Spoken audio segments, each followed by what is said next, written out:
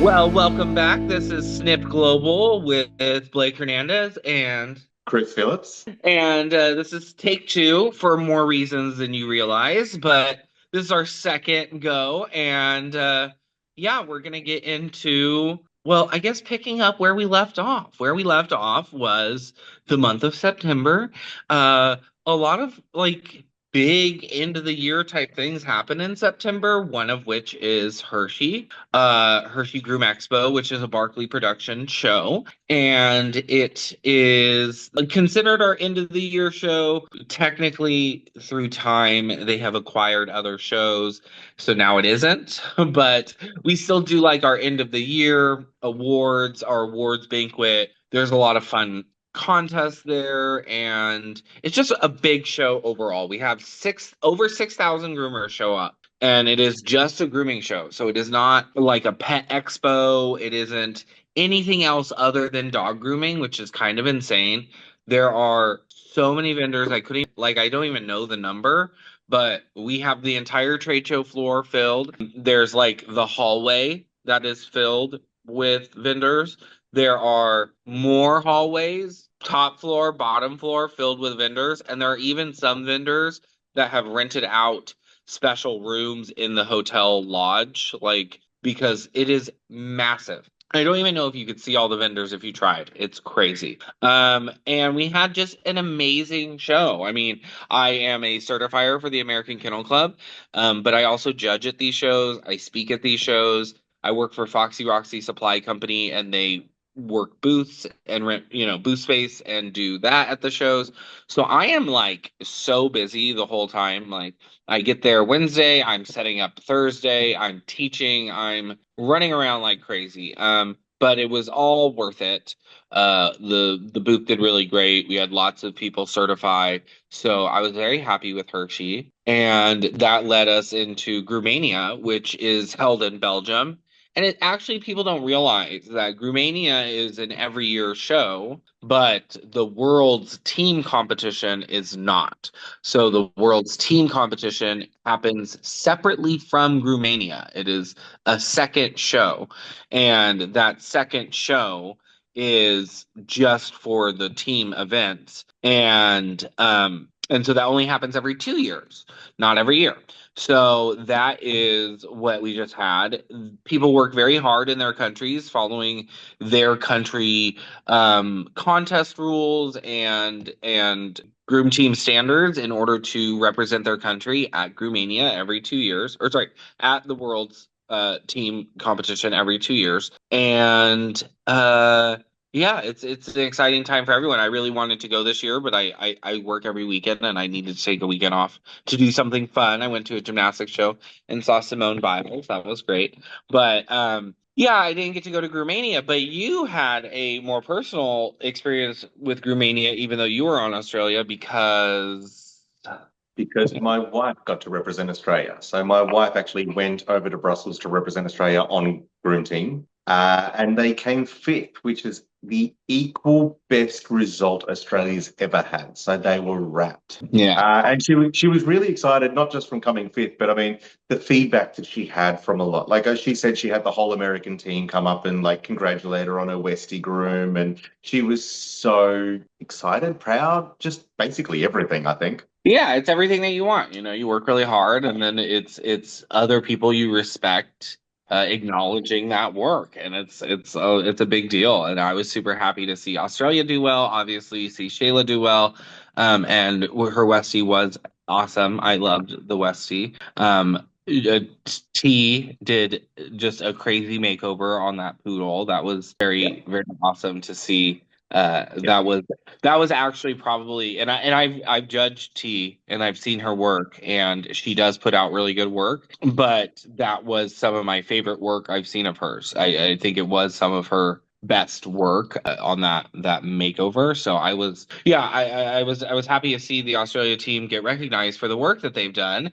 And I love Australia. If I ever left America, that's where I'd be going. So yeah, it was a good time to watch even from afar. So, I mean, that's what we did in the month of September, but the year is trucking along like everyone, I'm sure, feels at home. And it's going into October. Well, when you're watching this, it'll be October. We're going into October. And with that, we have some events here in North America. We've got Fun in the Sun, which is in Orlando, Florida, which is a Barkley production show. It's a very old show. It's been around for a really long time, but it was newly acquired by Barkley, and it is put on just to the nines because they really care about that professional look, that professional finish, so that you're really proud to be there.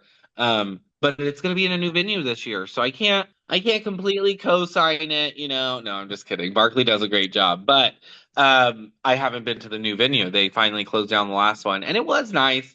I do like setups like that, and I don't know that it won't be like this still, but it was one of those ones where it was like the trade show and the hotel were like one level, like there weren't a bunch of elevators and stuff, and you could just like walk over. So I always like it's very user friendly. So hopefully they find something that's really user friendly for this year.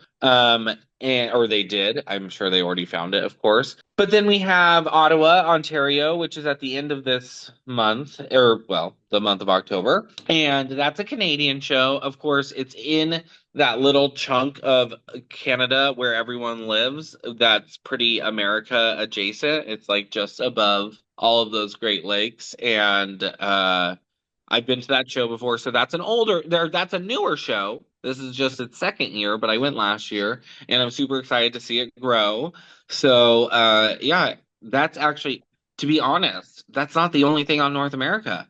Then I fly from Canada down to Mexico City. Is that Central America? I guess Mexico Central America? Either way, I go from Canada down to Mexico City, and I am judging there, which it is October. So Ottawa is the 26th, 27th, 28th, I believe. Yep. And Mexico is the 29th, 30th, and 31st. So I fly right from Canada to Mexico. So lots of stuff going on before the year ends. Yeah, I think that no matter where you are, you can find something to attend if you want to get out those what is it, like a burnout feel before the winter holiday comes and you start to feel like you're bogged down with a bunch of dogs to groom. So yeah, that's what we've got coming up. And then of course, I teach all the time everywhere. So I have seminars here and there, but nothing that has tickets available or anything. So you'll just see me doing my thing. Amazing. Yeah. So with me going to New Zealand in 2 weeks as the other thing in October, right? So we've got New Zealand, they've got Groomers. It's October 12th and 13th. We're technically doing seminars on October 11th if you're a competitor or purchase the seminar. So it is a 3-day event, but the 12th and 13th is when it's open to the public. I'll be there, but so will Nathan Austin and Kathlena Austin from America, and then we've got an Australian, Alicia, like I said, F. I don't know how to say her last name. Yeah, so she'll be there teaching and like a dog behaviorist, I believe, from Australia too. So they've done a really nice job to bring in some good resources for the Kiwi kids. So yeah, and with that, I guess that leads us into I have my friend Leanne Kingsbury, who I met in Australia, November of 2023, and she gifted me this. Well, she actually gifted me these. And this is a spray bottle that I want to talk about. And yes, this is Leanne's, but you don't have to get it from Leanne. I just want to talk about this actual like product in general. We use brushes and combs and stuff to work the coat. But when it's dry, we break hair, we build static into the coat and into the air, and it makes it hard to manage. And all of these things can be remedied with some sort of solution, whether it's your grandma's special recipe or water or a new scissoring spray you're trying out. You want to use some sort of solution in order to tame the static and also just kind of make the hair a little bit more malleable, less brittle, like hydrate it. And that is where a spray bottle comes in. And yes, I know, Blake, there's been spray bottles forever. Who cares? But this is a continuous spray bottle. And I'm not going to lie, I fought using this for a while. And I don't know why, other than I thought it was battery operated. I thought that you had to charge it or something, surely, because look it, I can pump this thing. Let's get it really close. So I can pump this thing 3 times, and you can see it's still spraying, still Yeah, I can spraying, see that. still spraying. It's literally still spraying. I honestly still spraying. I don't know. There we go. Now it's done. So the point is that it is a great invention because how it works is that it twists on, like it's not complicated. It goes on really easy. But what's happening is, do you see how there's 2 down stems? That's because there's water in this one, and there's this is just to push the air down. So what happens is it creates a seal, and when you push this, you're pushing air into this canister, and that creates pressure inside of this bottle. And in order to equalize the pressure, it has to push water out through the mister portion. So it won't stop spraying until the pressure has equalized. So I'll show you. Again, I can go 1, 2, 3, but look it's going to stop because it's actually not. I lied. It's because the pressure's already built up in this. So it all takes place in here, actually. That's crazy. Look I'm gonna do that again just because I didn't realize that. It's sucking it from here. This little spring is slowly going up. Do you see that? Ah, And yeah. and that's what's pushing the water out. So it's not battery operated at all. It's just this air creates pressure in this canister.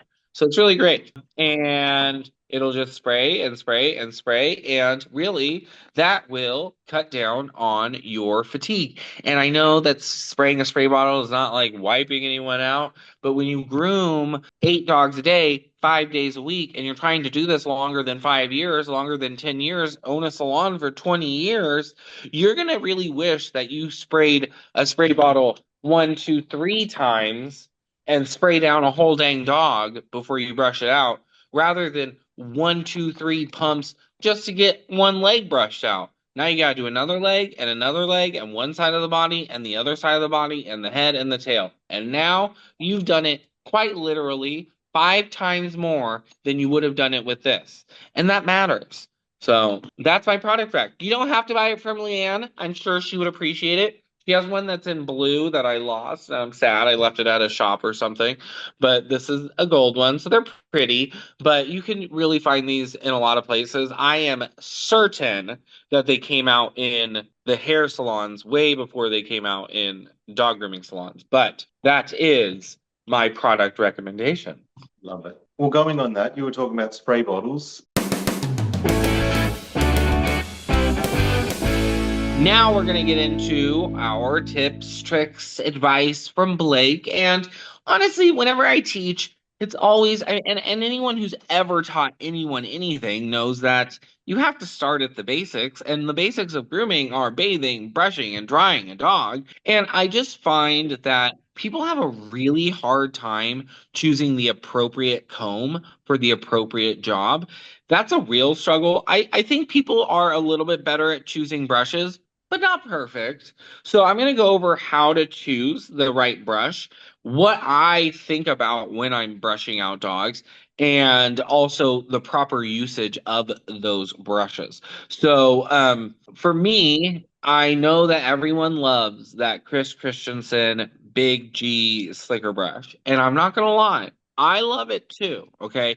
But when it came out, I became obsessed with it and I started using it for everything.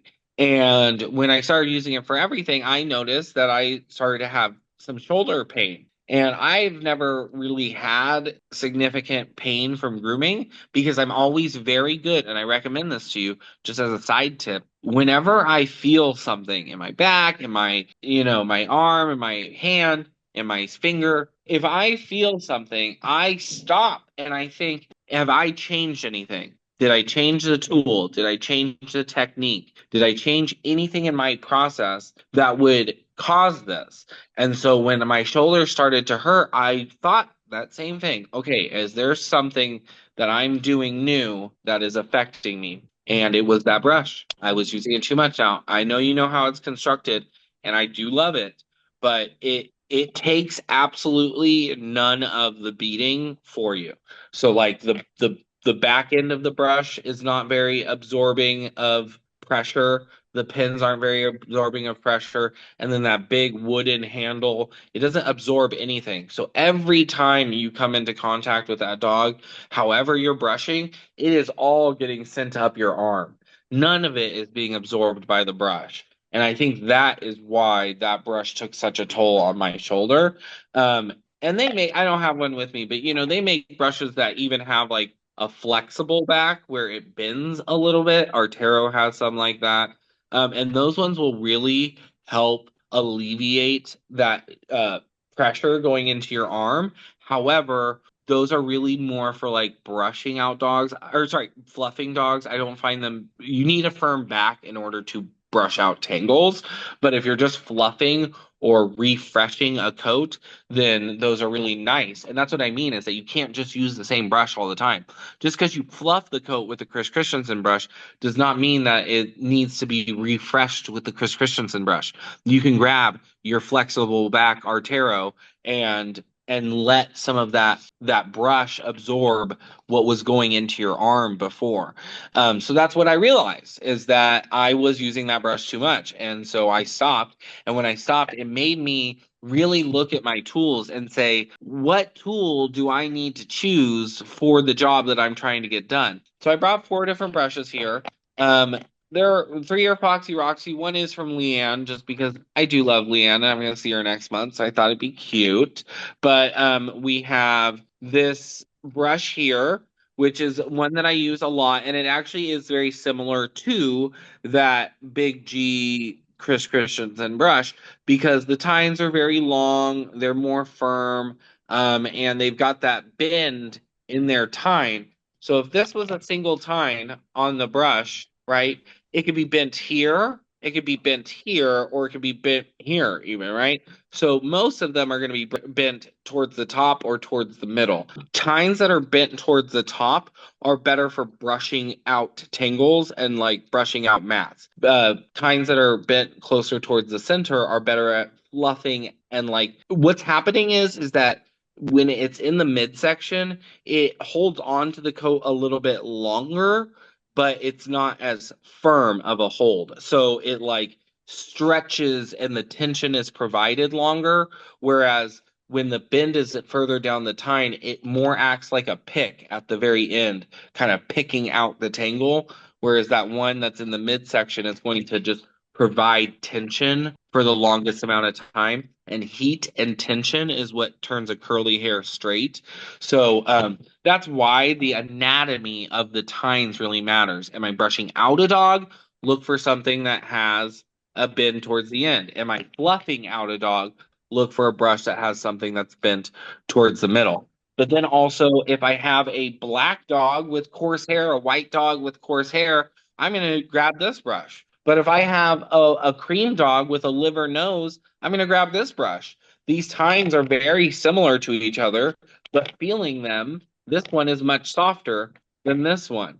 So when dogs have thick hair, either in texture or in density, they will also have thick skin that can withstand more friction. If they have thin hair in texture or in density, then they oftentimes have thin skin and they would need to go, you need to opt for something that's going to be more sensitive. And the hair, sorry, you're going to opt for something that needs to be more sensitive, and the hair is going to be more soft and weak and more able to be stretched out by something like this anyway. So you don't need it like this. So that's, you need to be able to diagnose. But I have things like this. These are very similar in that this bends at the halfway and this bends at the halfway, but this one is longer than this one. Okay. And if I look at, of course, this brush is a little dirty, but if you look at the density here is much greater. Okay. So when you have something that has a lot more density and shorter tines, do you know what this is going to be? Shorter bristles. Do you know what this is going to be good for? This is going to be good for getting that coat to fluff up. That's not very long. It's not very long. You can't get it stretch dried with something like this. It won't do it. But if your jacket coat, if the coat on your dog's rib cage is only like a quarter of an inch or 3/8 of an inch, or sorry, for the Aussies, if it's only like 10 millimeters, then it's not going to stretch out like that. But if you have something with great density and short, it's going to be able to stretch out those coats. This one here, it is shorter in density and it is good in its bend for fluffing, but it is a lot more open. So what am I going to use that on? And it's softer. So I'm going to use this on a dog that is thinner skinned, thinner coated than what I would use this one on. So it's just about being able to look at the structure of your brushes and look at the anatomy of your bristles and being able to diagnose what you want to use it for. And finally, it is where you use your brush. So I want we call it the heart of the brush. So it's from like basically this bottom corner here up to about 2/3, 3/4 of the way up the middle, and then back down here. So this corner here, useless. This corner here, useless. Okay. I would actually venture to say I'd want to see a brush made where we just get rid of that. Like, why not just get a brush that's just the heart? I don't know. Because actually, I do know. Now that I said that, I know. Because when you're using this brush, there is a right and a wrong way when you're using that heart. Okay. So what you want to do is first of all, brushes are actually better like this. I know you want to do this, but this is a lot more muscles. You're using a lot more muscles to hold on to this. You're using all these muscles to hold on to this, and it's not very flexible. Okay, but this you get a lot more freedom and movement, and you want to use this part here of the brush, and if you use the full brush, what you're going to do is you're going to start doing this, trying to use the full face of the brush. But when you just use the heart, you're going to go like this, okay? And what that's going to do is it's going to keep you from, for longevity of career, when you use the full front of the brush, you're flicking this wrist. So even though you're holding the brush better, you're still using too many muscles and too many joints, and you're wearing down your body. So you can't brush like that. And then also, if you're using the full face of the brush, when you're grabbing onto these hairs and you're pulling through them, you're ripping them and pulling them across this back bar here, and that will cause more breakage and stuff too. And anything that causes breakage is going to make the hair look less finished, more frizzy, not all posh and crisp. And you have to remember that sometimes you groom a dog and some hairs don't get trimmed because they aren't quite to the profile. They aren't quite to where they belong yet. And if you're breaking them, you're going to make that hair look bad. Yes, if you break a couple hairs and then they get trimmed, it's not really a big deal, but that's just not always the case. So it's better for your arm if you keep that wrist straight and you use the heart of that brush, but also flicking is going to break hair. It's going to break down your arm muscle. So that is my brush lesson. And next time it's going to be about combs. That's even worse. So I've actually changed my mind about what going to talk about today, Okay. just because of the day that I had. So I want to talk about mindsets. So mindset isn't a thing that I knew existed 10 years ago. I just thought people just thought about whatever it was, and I didn't understand how much control that a mindset has over people, and how changing your mindset and the way that you look to things can completely change your outlook of your day, of your work, with your customers. So for an example, everyone has those days where things just keep going wrong and little things just constantly frustrate you. And when you get into that mindset of things keep going wrong and you start getting angry and then more and more things go wrong. So tonight, when I was trying to get everything ready, I'm a father of 4. I had kids who were not listening and destroying and breaking, and we went for a bike ride and there was kids not listening to that. And so I was getting upset and frustrated. And then Blake and I, when we started doing this, just to let everyone know what happened, we recorded 3/4 of the video and then realized we weren't recording. So we had to start all over again. And when you're in those sorts of mindsets of, everything's going wrong. We become in like an autopilot of mindset. And now this is something we can talk about for weeks, basically. But every day, people are in an autopilot of mindset, of just a standard mindset where you're not actively thinking about things, it's just doing things. And there is a portion where you're actually thinking about things. And the problem when people are thinking about things, it's very easy to think about negative things. Okay. It is very natural for humans to think about the negative because that's what we fixate on. Everyone has good things happen through the day and everyone has bad things happen through their day. The problem is when we're grooming, we will work, work, work. Good thing, good thing, good thing, good thing. And when the good things happen, we're so busy that we just go, it's good, next. It's good, next. It's good, next. And then when something that's bad happens, we fixate on it. We replay it over in our heads. We wonder what we could have done differently. And because we spend so much attention onto it, that's why we remember the bad things so strong. So, what I just wanted to say to everyone with the day that I had today, you have to understand why we have to be able to learn to control our mindsets. If we come into this video today, if I come in what I was before the video, where I was defeated and frustrated and everything else before we started, if I'm trying to teach people, or if Blake's trying to teach people, and we come in and we're like, okay, so look, I've had a day, so I'm going to talk about this, and we're just going to do this sorts of stuff, and everyone just do what you want to do.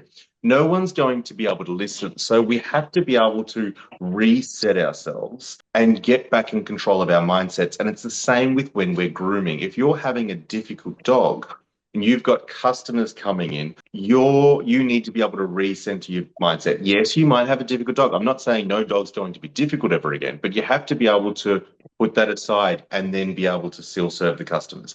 If you've had a difficult dog and the next dog comes through, if you're not able to reset your mindset and go, I am good, I am strong, re-strengthen yourself, that dog is going to come off your energy for your negative mindsets. And then the next dog's going to be difficult, and you'll continually bring yourself down further and further through the day. So it is a really, really hard thing to learn to reset your mindset. But once you're able to do it, it honestly doesn't matter what happens through the day. Once you realize my mindset's not strong, you're able to pull yourself down, re-strengthen yourself, and then your whole day becomes so much more amazing because you've been able to take control of that. Now, learning to do this, it's a long process. Okay, I'm not going to lie, it's not easy. It's virtually like if you're right-handed and you wanted to learn how to write left-hand, the first time you take a pen and you write left-handed, it's going to feel very awkward. But the more often you do it, the easier it will become. Okay. Now, another way to explain it with mindsets.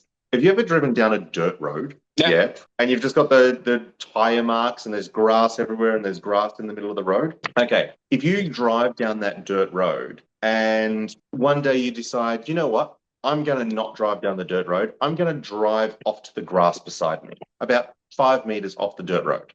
Okay.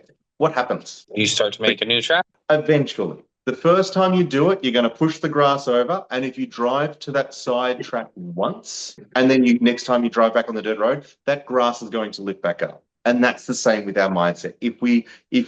Okay, this is going to be my mindset. If you do it once, the grass is eventually going to set back up. So if we constantly, every time we drive down that road, we think, I'm not going to take that road. That's the road I drive down every day. I want to think like this. And every day you consciously drive on the grass, eventually you will start to create a new track.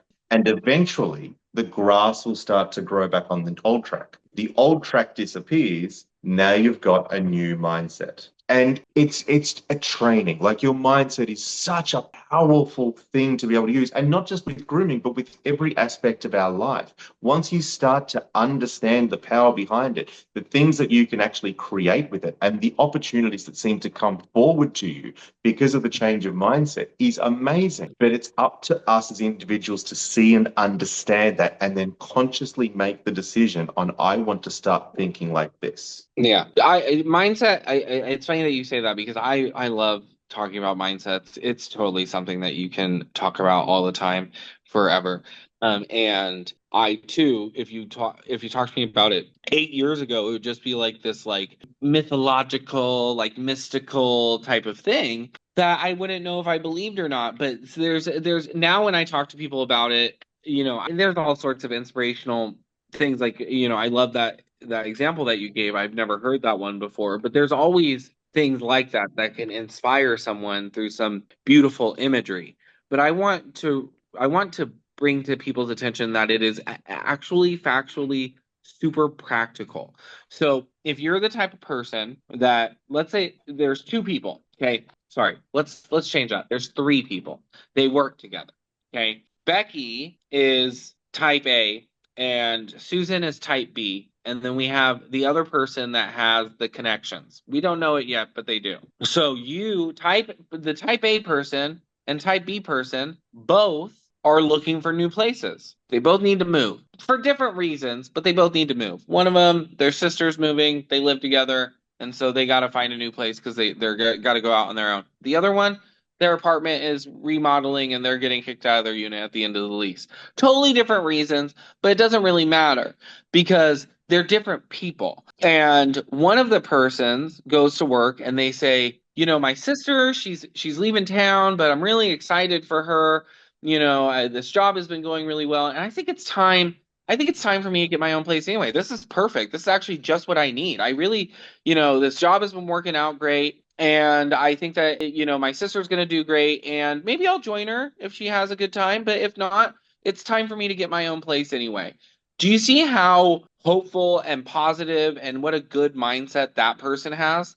As opposed to the other person could come in and they say, oh my God, like this always happens to me. I finally was getting used to that apartment and now they're kicking me out because of a remodel. Like, it's just carpet. Why they got to kick me out over the carpet? Like, I don't understand. It's just, it's always me. And then, they cut back my hours here because of that one time I showed up late on Monday and whatever. Like, I don't understand. It was just one time. Do you see how that mentality and that mindset is so much different? So when the third person that they work with, the third person in the story, when her sister or her brother or her best friend or the unit next to her or the house down the street from her, when that becomes available, who is she going to tell it about? Who is she going to tell it about? Who does she want in her circle? Who does she want in her neighborhood? Who does she want in her apartment complex? Not Sour Sally.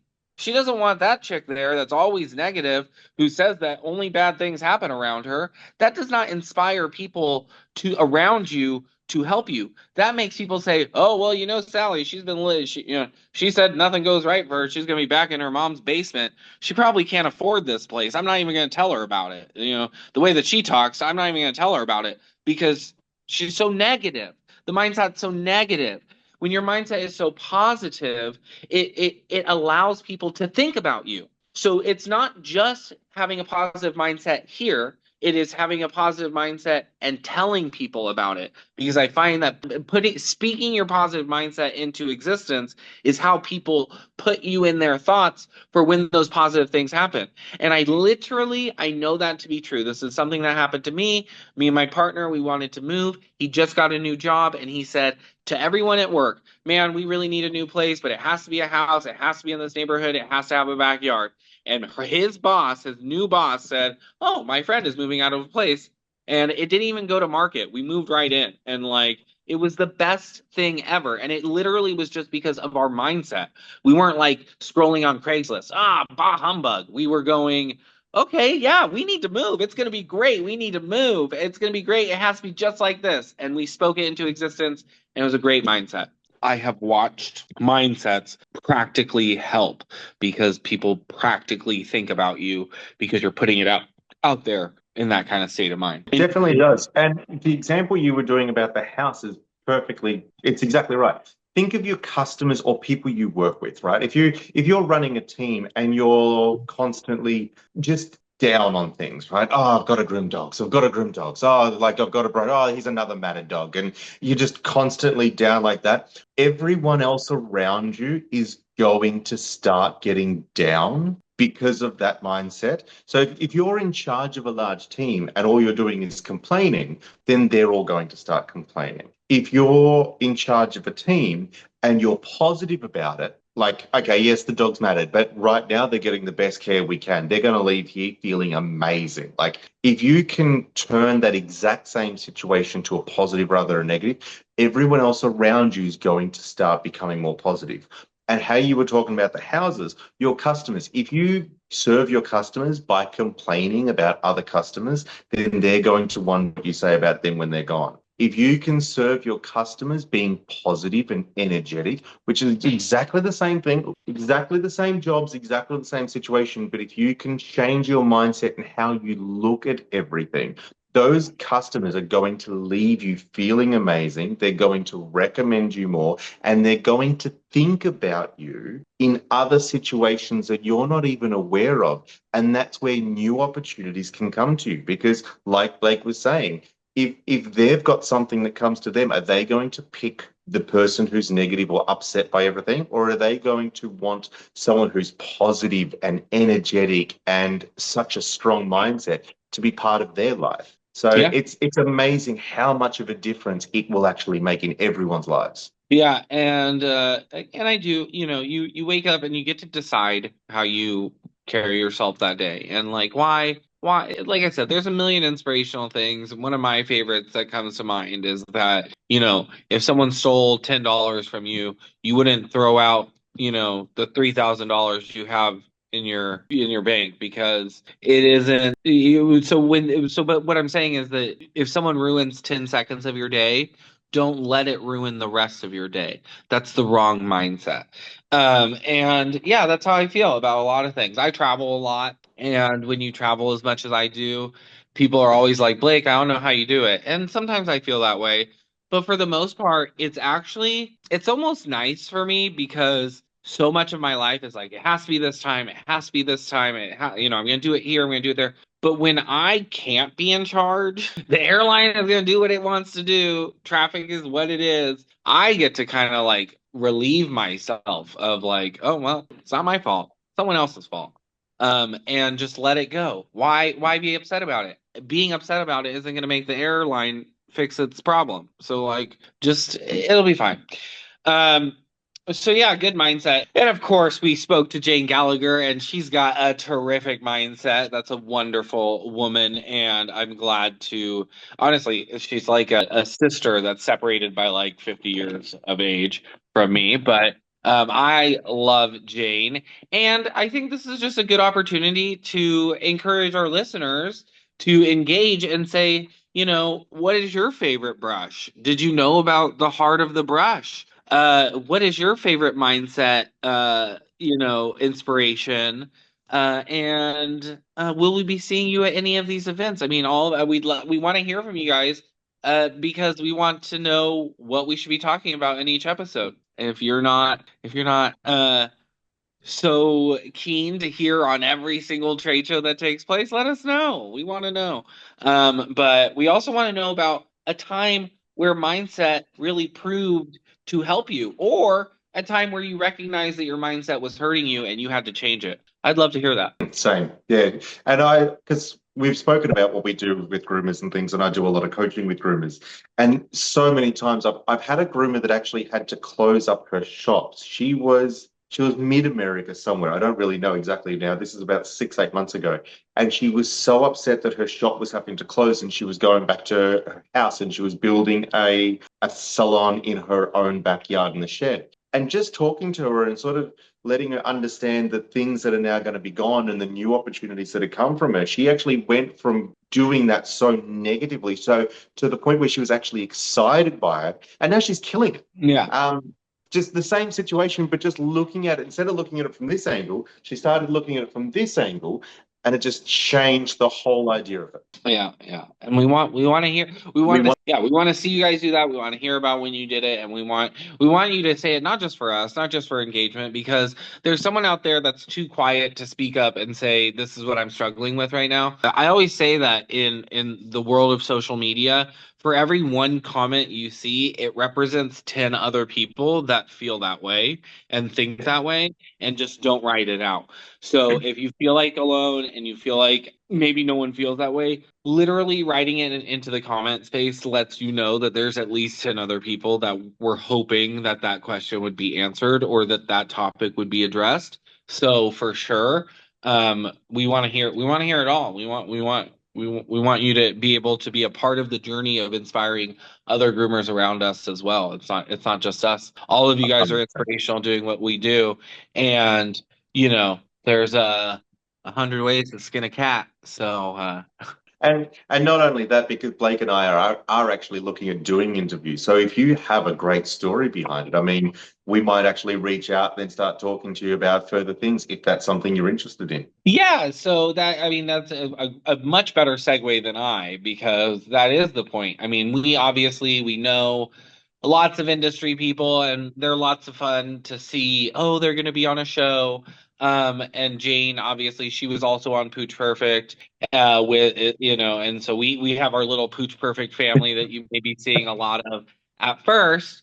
But I think one of the things that we really wanted to play on here was to invite on the everyday groomer who have everyday stories that are spectacular. I have only, for instance, I have only ever, managed one salon, and you're over there with three, or having had three, and there's a lot of people like that never went on Pooch Perfect, never got their masters, never competed a day in their life, and they're running five shops across one Mhm, state with 30 employees, and they taught themselves how to groom. Those are the mhm. stories I want to hear too, because at the end of the day, that is just as incredible, if not more, than someone's plastic trophy for a perfect Bichon hat.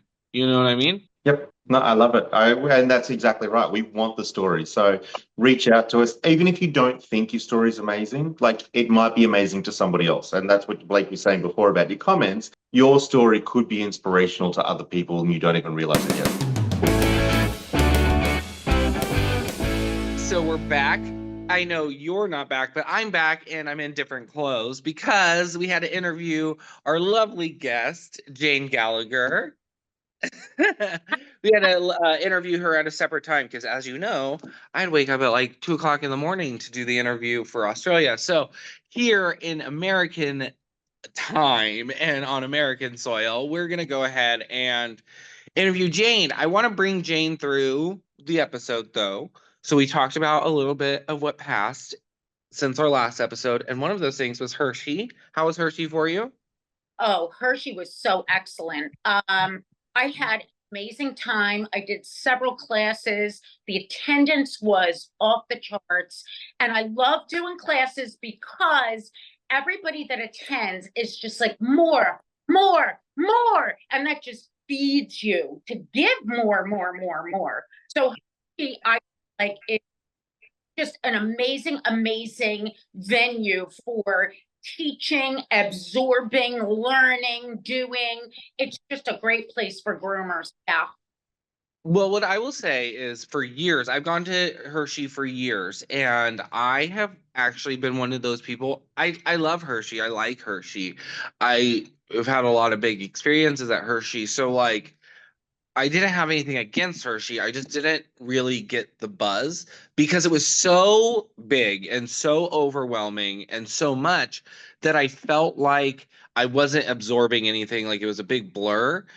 And this last year was probably like, and it's so funny because I was crazy busier than ever, but I was more comfortable than I've been in a long time at a show. It was like, even though there was over 6,000 groomers there, it felt like everybody had a good attitude. Oh, Blake, I feel like every time I step foot into that show, it's putting on a cozy pair of slippers. I just feel Mm. like I belong, right? I mean, from the atmosphere, the fireplaces, the outdoor, and the weather was perfect. So, That helped. That really helped. Yeah, yeah, oh yeah, I had a great time. yeah. Yeah, so I've always loved Hershey, but this year was amazing for me. The booth sold just record-breaking numbers. He I there. Yeah, because Jade was there. And then I certified, I was judging, I was teaching in the classes, I was running around like crazy. I was also training a new certifier, and even with all of that, it just felt really like great. So yeah, I was, another year passes. Hershey is the sign of another year passing here in the States because we do our end of the year award ceremony, and it kind of brings everything to a close before the next year gets really into high effect. So that was our last month. Going into the new month, we don't have a lot other than the Florida show, which is newly absorbed from Barkley. I don't think you're attending that. Yes, I am. Oh, Actually, you are. I'm judging I'm judging freestyle and career start, which is a new thing for me, but I'm very amped up about that. I'm really No, it is a fun one. It's special to Florida. They do the career start there. And it's similar to the thing that they do in Intergroom for Rising Star. So it's like a special, so it's similar to that. The difference is that if I believe correctly, it is that career start is they have to have been a professional groomer for less than a year. Oh wow. So it's not even like, oh, this is their first time competing. They literally have to have just picked up a pair of scissors in the last year. And So what an amazing thing though to really sink your teeth in as a groomer and a judge actually to sink your teeth into seeing where somebody is and saying this is going to help you push forward. That's amazing. I'm very excited to do that. yeah, and you and I are both a part of Foxy Roxy, and Foxy Roxy has always supported best first timers and the first timer class, and that's just kind of a different rendition of it. So I'm happy that you're there. And little spoiler to everyone watching, if you weren't a Pooch Perfect fanatic, Jane and I did Pooch Perfect together here in America, and then our buddy over in Australia, Chris, we all did Pooch Perfect. So we're starting out with the family, but Yeah, you're speaking of family, you have a very large family, and a lot of them have grooming knowledge. this is true. I have 5 adult children. Um, and at one point or another, each one of my kids has worked with me in my shop. But currently, I am a co-owner of Bubbles Away Pet Salon with Donovan Gallagher, Shannon. My niece works for us. So at any point in time, you're walking into a family affair. Which, like, I tell you, there's something magical about that because we kind of share a common brain thread. We don't have to go over and talk about everything because we understand deeply what we're trying to do. So it's a great thing for me. I love my family and my Bubbles family, and it's just a really, really natural thing for me to um, be there and just have a great day. Yeah. Yeah. I mean, I've been to your salon a few times, and it is a family affair for sure. And it feels that way. And the Gallaghers will always make you feel like family. But um, with us both working for Foxy Roxy, we hawk some of the same products. And I was talking about some products earlier in this class or this interview with, or sorry, I was talking about brushes earlier in the episode with Chris, giving our viewers a rundown of anatomy and how to properly use a brush. Do you have any, just like, you don't have to give us a full lesson, but do you have any, like, I just feel like Jane Gallagher has stuff like, and one time Jody Murphy told me this about a brush, and then you tell me. Or one time Olga threw a brush at me from across the room. I want to I want to hear just something you want to tell our viewers about a brush. Um, I don't particularly have one brush that I love because in a prep, I'll actually use 3 or 4 brushes on one dog. That's So what we're talking about. So you're on the right track. Yeah. yeah, we're talking about the beginning to the end. I've Yeah. 3 or 4 different brushes. So I honestly don't have a favorite, though my longest running brush might be 10 years old, and it's the Chris Christensen Coral Brush. I've had 10 years, and I still go to it probably for every dog.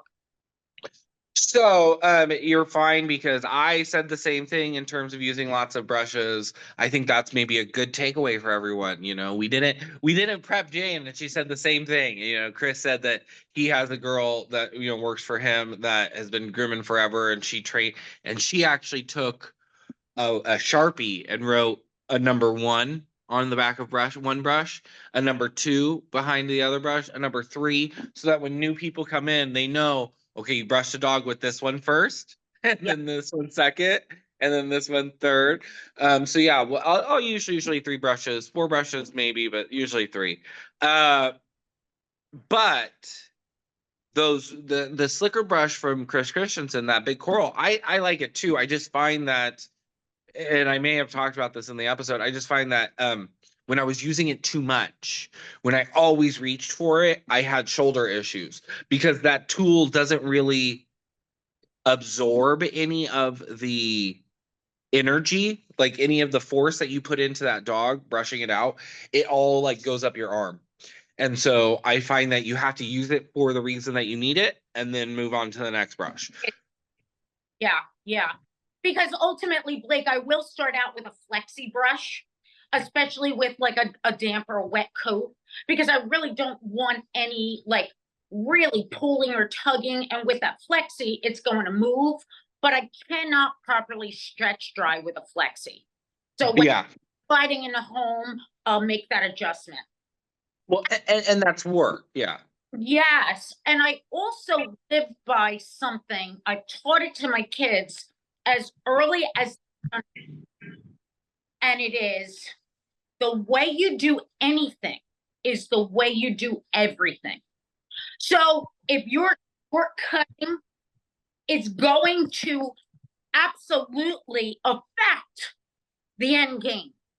So do everything at the level that you want that end game. If that means 100% all the way along the road, which it should be, that's what you need to do. Because there is a shortcut, right?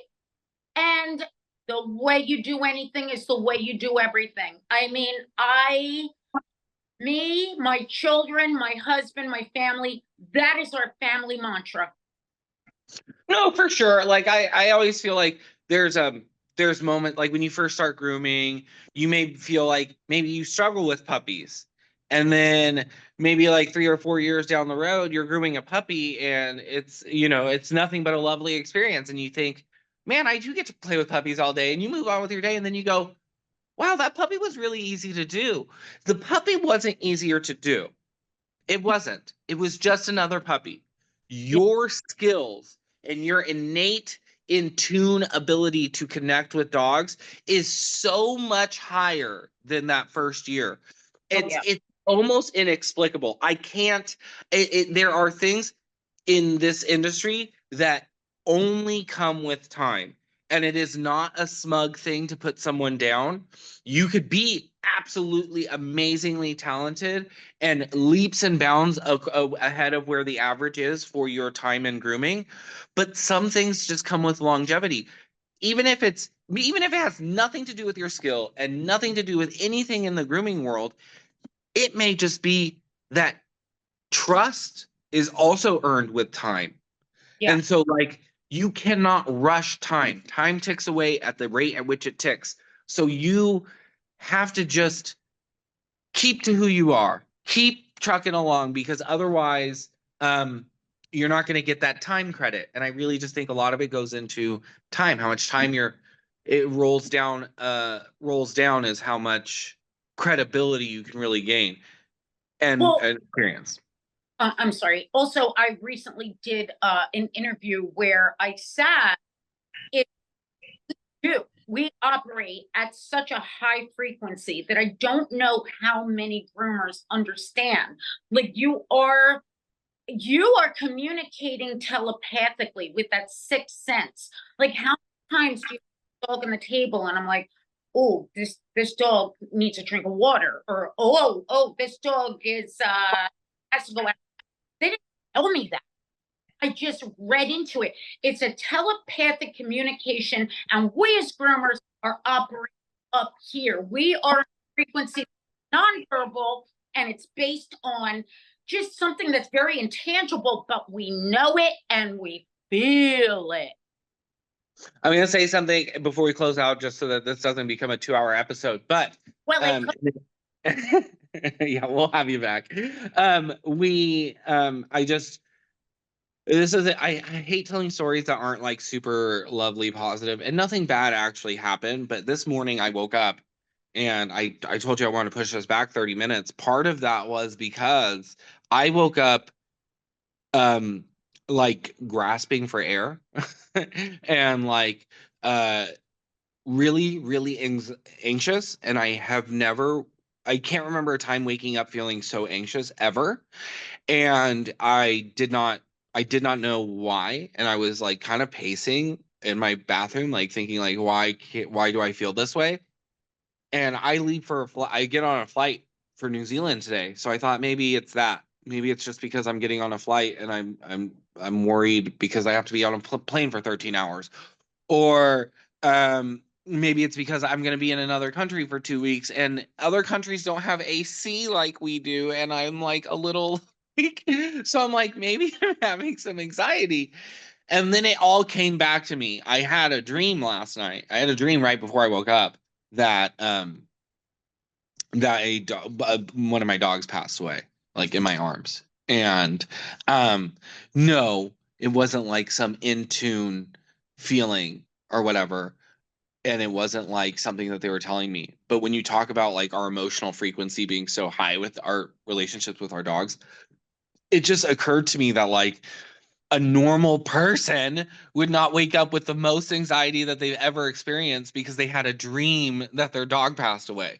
But like I mean, it threw me for a loop. Like I was really out of sorts for a while this morning. And it just reminds me of a time that I had a client for the very first time, never met the client before. The cat came in, we got through the appointment, but didn't seem itself, seemed a little dehydrated and things. So I sent it to the vet and the owner declined whatever treatment that they needed. And the cat did pass away that night. And when all that happened, I was sobbing tears for like a week. I was walking to work and I was crying as I walked myself to work. And it was a cat that I met for 45 minutes. You know what I mean? Like it wasn't even a repeat client. And I'm not a big emotional person outwardly usually. And it just for a week. I remember it was 7 days later and I was walking by myself to work and I was sobbing because this cat died. And it's just crazy how in tune with animals you get. well, you know what, Blake, and yes, we will end on this, but I also that every single thing on our planet needs to be recognized, mourned for the job that they do. I had and that little bunny, all she did was jump to the cage and get a little food and jump back. I mean, she led a very simple life, but when she passed, I mourned the living hell out of her because she deserved it. Her job done. Only know how to do a job so well. And we recognize that. So, Yeah. that's it. We recognize, we support, and we raise up all the little animals that come into our life. Yeah, yeah. Well, what a beautiful note to leave it on. Thanks for joining us this episode, Jane. Well, I love you. I love you too. All right, see ya. Bye. That leads us into actually the most fun part for most of our listeners and viewers, and that is where they may have had the correct mindset and when it led them to winning our prize. So we have two things. One thing is we have to name the winner from last month, and then I of course I don't have the comb because I'm in my candle shop, but but I think we said what the prize was. The prize was the comb. I think we mentioned that. Yes. So I know I already showed it, but yeah, that's what we're giving away. I don't know who our listener or our viewer is that won it. Do you know? No. Okay, we didn't pick that yet. So No. I'm gonna do like our winner is, and then both of us are gonna go like this, and then they're gonna put the name up there. You know what I'm Are saying? they? Have the Okay. good name. Okay. So, all right. So the winner of our comb. So the comb is the measure mate. It has inches on one side, centimeters on the other, and coloring on the tine so that you can measure depth. It's an all-purpose grooming measuring tool because I was certifying and judging, and I wanted people to be able to see what I saw. I really wish I had it in person here right now, but I did show it on the last episode. And our big winner is. Yay! Congratulations! We're so happy Amazing. for you. Yeah, we'll have you reach out just so that we can make sure that we send it to the right place. And Yep. that leads us into our prize that you all are vying for next month. Hmm. And this time it's gonna hail from Australia. Yes. So one thing that every groomer needs is a good pair of straights. So I have got, these are Shayla Knight's own signature straights. They're a 7.5-inch serrated blade. You have some of these, don't you, Blake? I do. I do. You do. Yeah. You know, So I I'm love. opening them up if you can't see what I'm doing. So these have already sold. I think they've gone to about groomers in about 3 or 4 different countries around the world. And if you have a look just on there, they have got Shayla Knight's signature. And there's Shayla Knight's signature just on there. The other parts are initials. So So what I'll say is that the lighting doesn't do it justice. What I okay. like, what's special about these is the color, really. They're not, I know it kind of looks like a basic gold color, but it's not like that in person. It has like a reddish, like there's a red, like magenta-ish almost color to it that's really unique and really pretty. Looks very fancy. Kind of between a bronze and a rose gold, I think is a way to explain it. Yeah, it's unique though. It's not something that I've seen before, to be honest. So yeah, I like it. And being serrated edge, they are amazing for being able to cut through thick coat. Yeah, those edges also help with not pushing the hair around as much. It tends to grab Mhm. on a little bit more. So yeah, very nice. The very lucky winner and growing in value of prizes too. Because what would you guys retail that for? So this retails for 220 Australian. So that probably comes to about 160 American. Yeah, roughly. Yeah. All right. Well, nice. I'm super excited for whoever gets to win those. Yes. Like I've had my pair for about a year, and because I have a million scissors, and it was in such a pretty box like that, it got and it's a black box, and I have a black tool chest, so I swear it got like pushed to the back of a thing until I deep cleaned my salon the other month, and I was telling Chris that I found it. I was like, I found it. So I used it in a seminar maybe last week. So yeah, it's nice scissor. It has it's not, if you pull it out again, it's not a flipper style handle. It's an offset, a half offset. So those feel pretty comfortable in your hand. So yeah. Amazing. So, yeah, anyone who subscribes to our channel then will go in the draw to win that, and then we pay for freight and everything like that to send out the prize for you. Same as what Sweet. we will with the comb. Amazing. So, anyone that's interested, if you do go onto our website, so it is snippedglobal.com, you can send the details there to be able to subscribe to be able to get any more videos. And the longer Blake and I do this, the more in depth we will go with everything else. So this is to really help groomers at any level be able to advance themselves in any form, not just with the grooming side, but the mindset side and anything else we can try to help. Sweet. Americans, we love Halloween. Australians are just now picking up on it. I know not everyone does, but if you do, have a spooky Halloween, and we'll see you in November. Will do. All right, see ya. Bye.